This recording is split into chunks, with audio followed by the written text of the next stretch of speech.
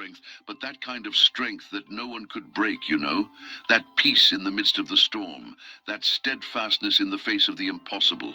That's right. These 9 simple habits of Jesus are the secret to becoming stronger. And the most incredible thing? They weren't complicated rituals or mystical practices. They were habits so simple, so everyday, that we often overlook them.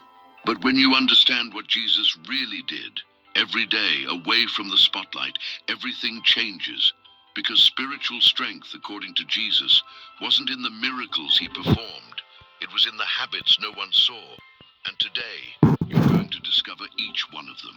And I guarantee there's one at the end that will completely change the way you see your own journey.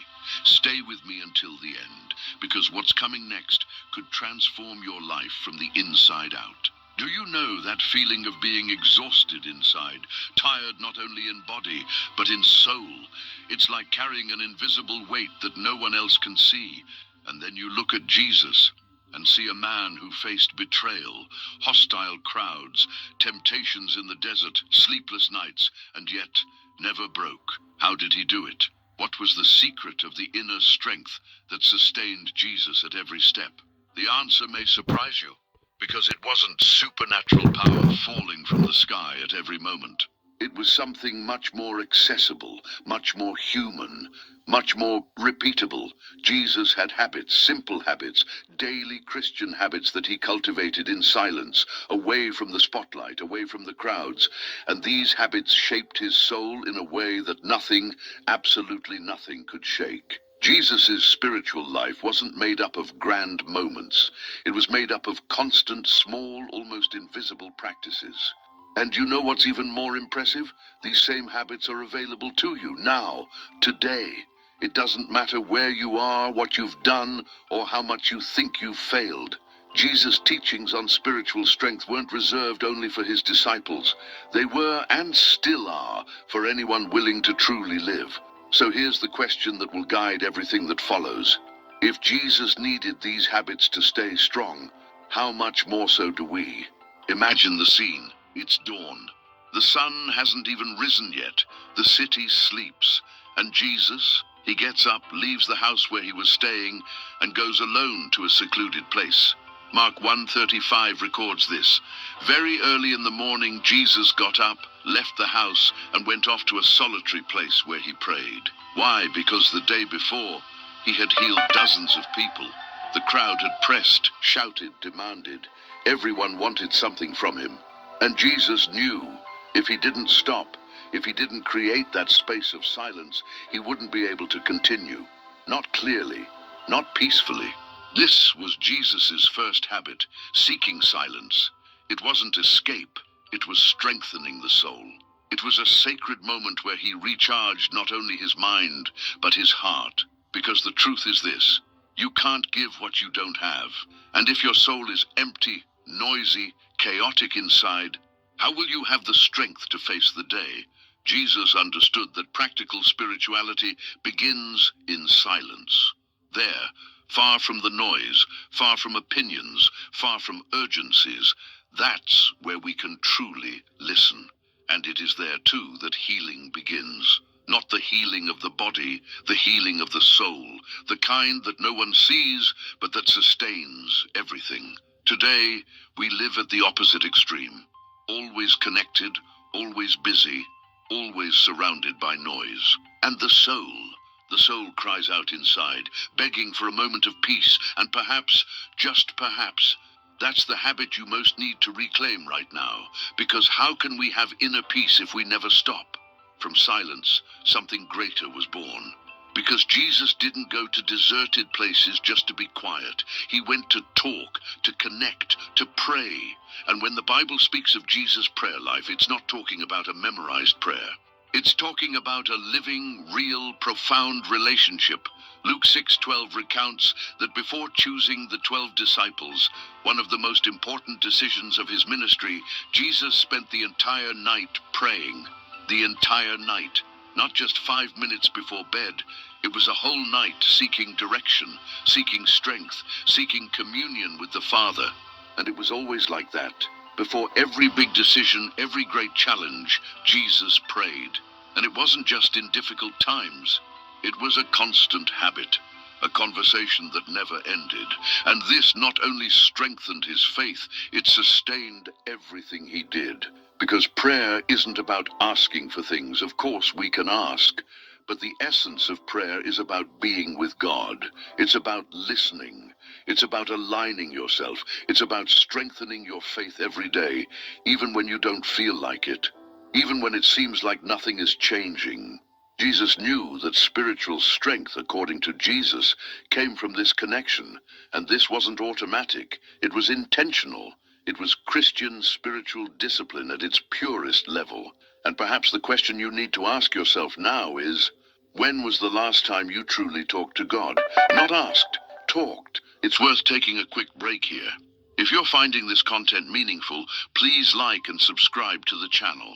This really helps me understand if you're enjoying it, and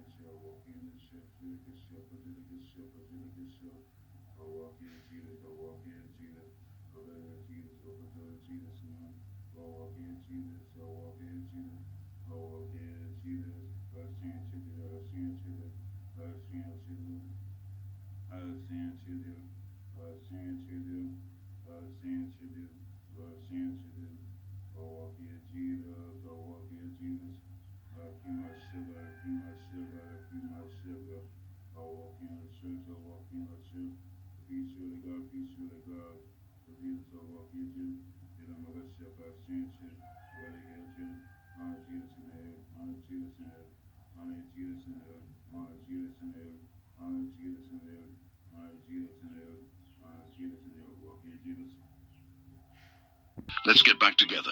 Jesus had a sense of timing that no one else possessed. He knew when to speak and when to remain silent, when to act and when to wait. And this wasn't luck, it was wisdom, it was discernment. It was the fruit of everything we've already seen: silence, prayer, connection with God. There's a moment in John 7:6 where Jesus' brothers pressure him to go to a party in Jerusalem, and Jesus replies, "My time has not yet come." He didn't go because others wanted him to. He went when he knew it was the right time. Because Christian emotional strength isn't about reacting. It's about responding with wisdom. How many times do we act impulsively?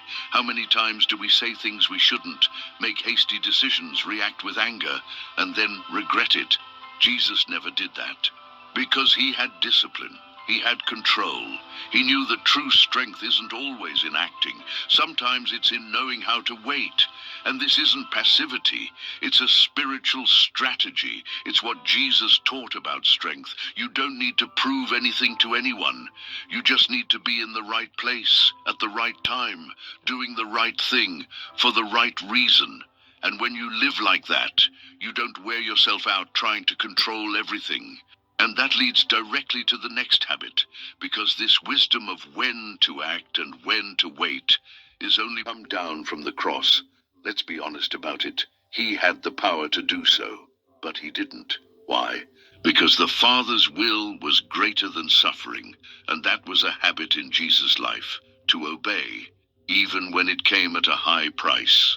John 6:38 records Jesus' words, "For I have come down from heaven, not to do my own will, but the will of him who sent me." This wasn't said just once. It was lived out every day, in every choice, in every step. Jesus didn't compromise on obedience, and this wasn't blindness. It wasn't mindless submission. It was absolute trust. Because Jesus knew that God's will was always best, even when it didn't make sense at the time, even when it seemed impossible, even when it seemed unfair. And here's one of the biggest secrets to becoming stronger spiritually. You need to stop fighting with God.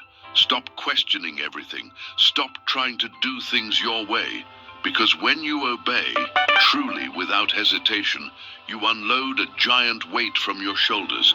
You stop trying to control what isn't yours to control.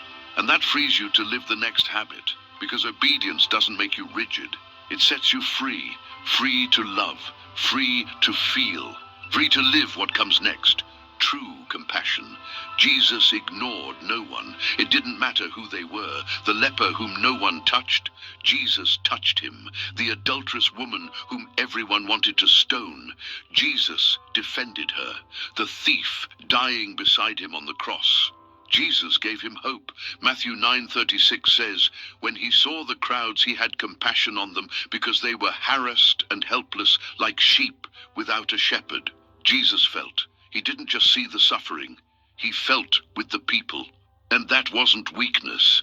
It was the greatest Christian emotional strength anyone can have, because compassion is not pity.